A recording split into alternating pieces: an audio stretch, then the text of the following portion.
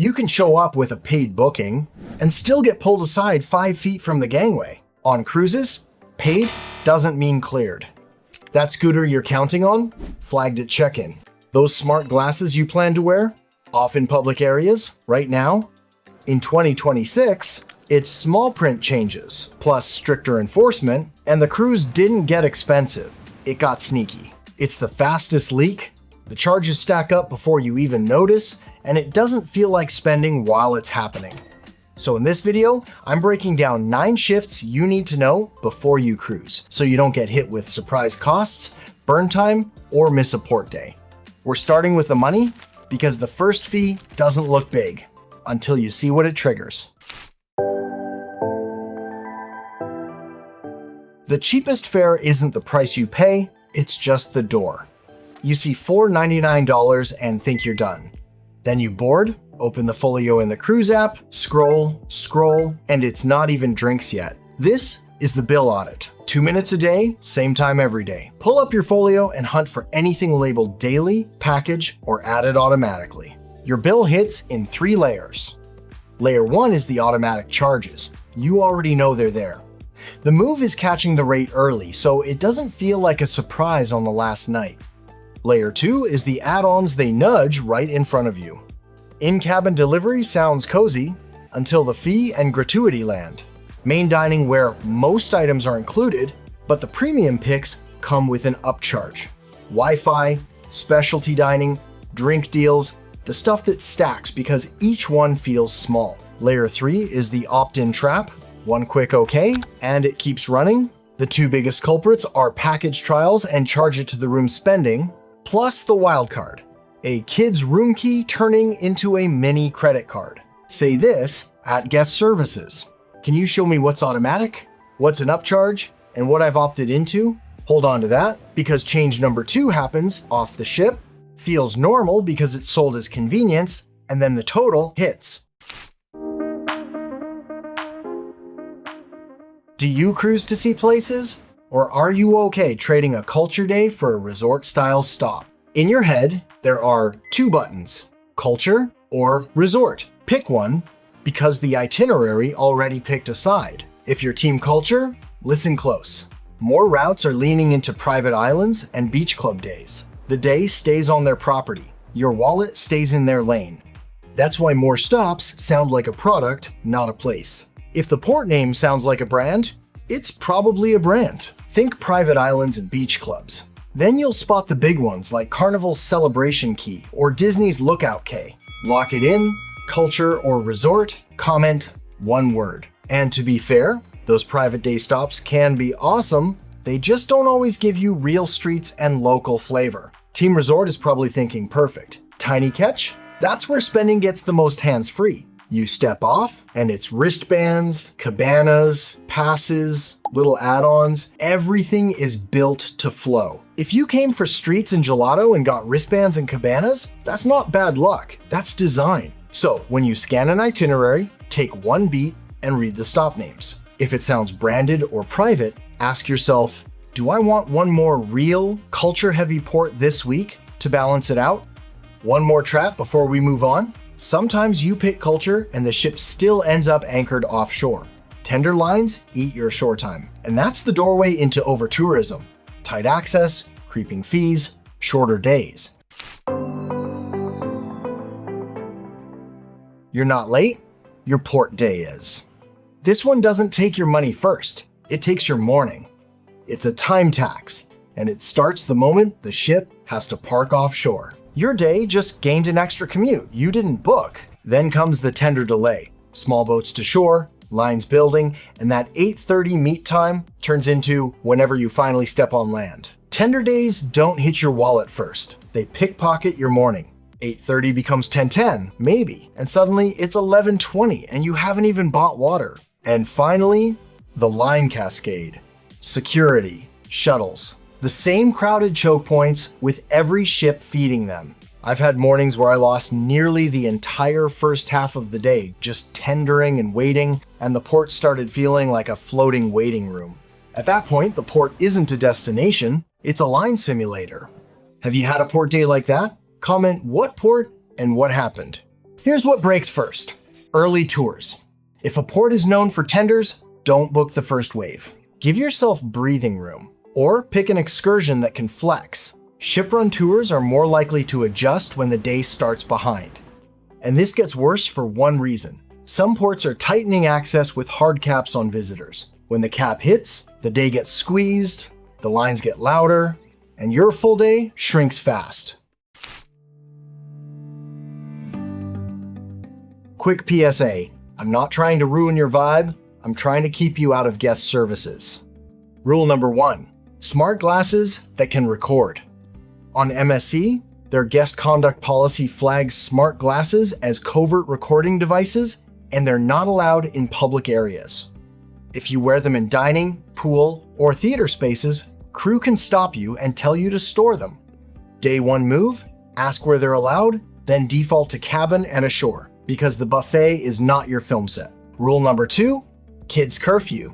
Carnival's official rule says guests 17 and under have to be out of public areas by 1 a.m. unless they're with an adult from their party who's 21 or older. The rule isn't new, but enforcement got louder. Carnival confirmed those viral notices were authentic, and reports describe warning letters mentioning fines up to $500 for repeat violations. Day 1 move, set the expectation before night 1. Nothing says vacation like getting a warning letter at sea. Rule number 3, mobility scooters. Carnival says scooters must fold or collapse, can't be stored in corridors, and must be stored safely in your cabin.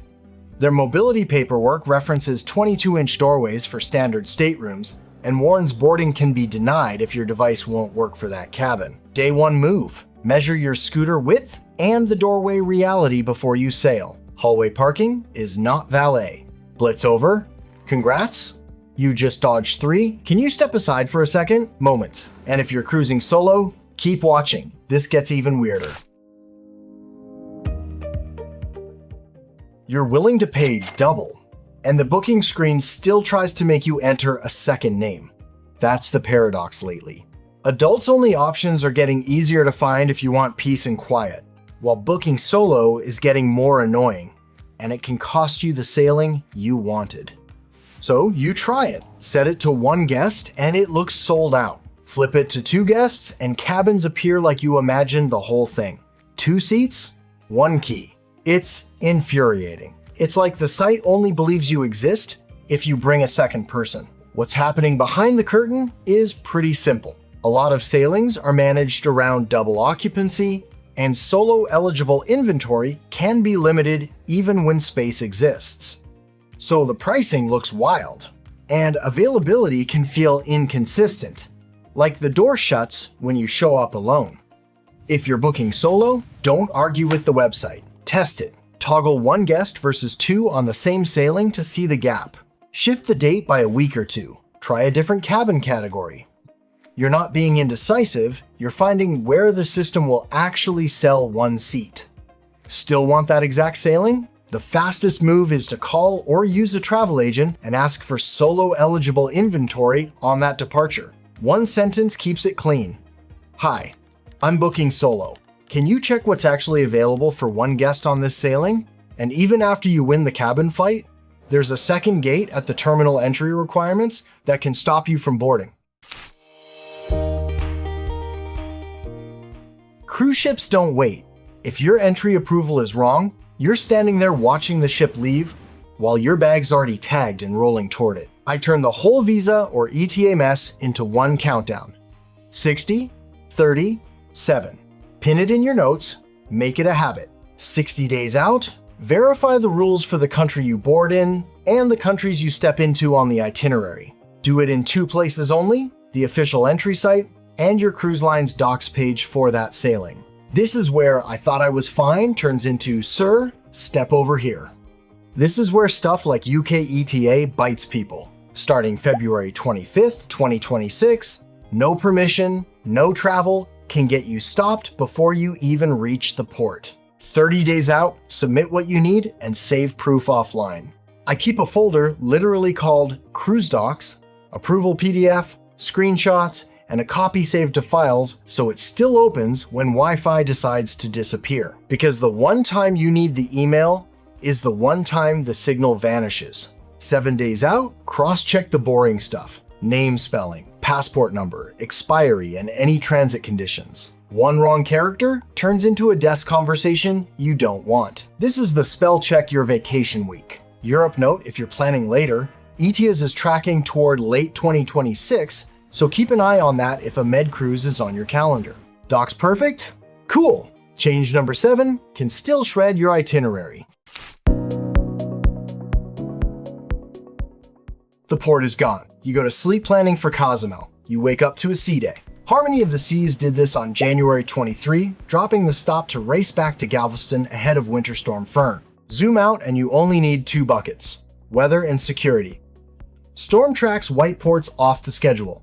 Safety calls do the same. Labadee staying off Royal Caribbean. Itineraries through 2026 is the clearest example. Your itinerary is a plan, not a promise. Plan B ladder, 3 rungs. Rung 1, the arrival buffer.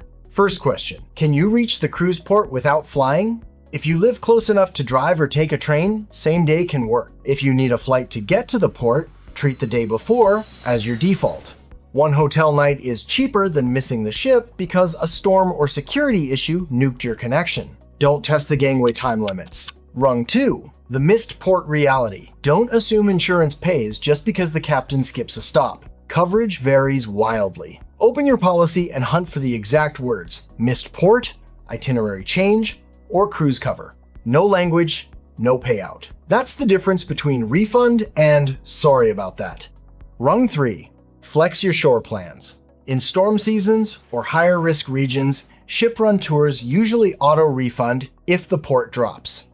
If you book private, only use vendors who put 100% refund if port is skipped in writing. Quick habit, when a port gets canceled, check your folio for any port fee or tax adjustment or onboard credit tied to that stop. Some lines net it differently, but the folio tells the truth. Okay, enough doom scrolling, let's pivot to a win that actually saves you money: loyalty tier matching within sister brands.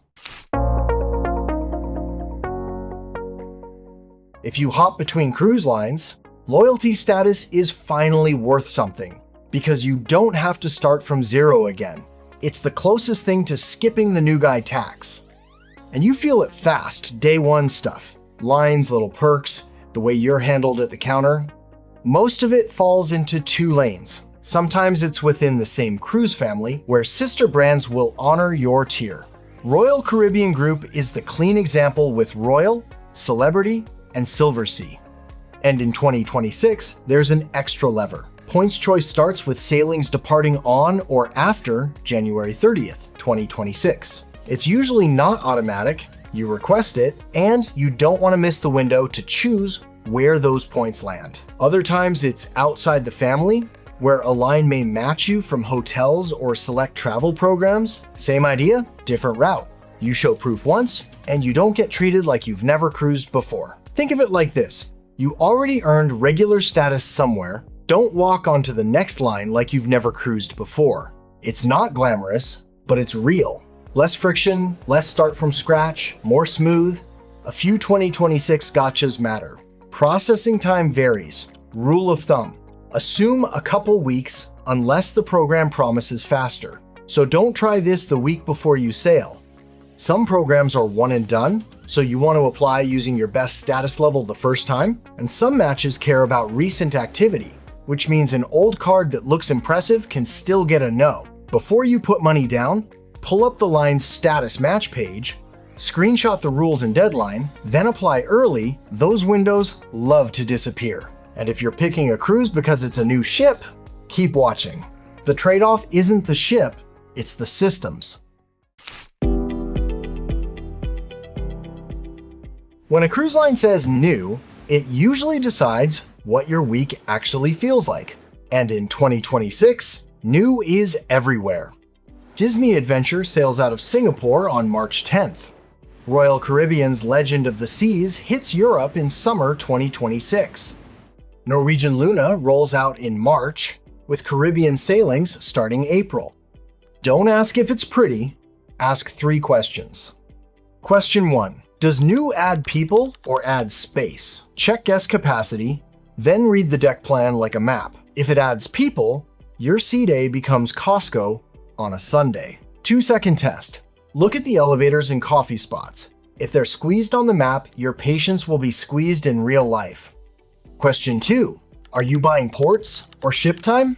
Read the itinerary like a contract. Extra sea days or branded beach stops aren't bad luck. It's the product. If you came for markets and old streets and you got a QR code and a day pass, that's not random. That's design. Question 3. Is the vibe built for families or adults?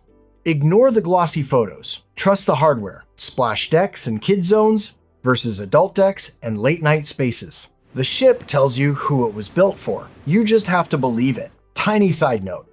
Residential ships sound exciting. Treat them like a concept car. Fun to watch. Not something to plan around until the dates are real. Before you book anything, remember, these aren't headline changes. These are the tiny rules that quietly charge your card. So what's your route? Caribbean, Med, or Alaska? And what's the one thing you're like, please don't let this go sideways? I'll grab the best ones and pin a few route-specific tweaks for 2026.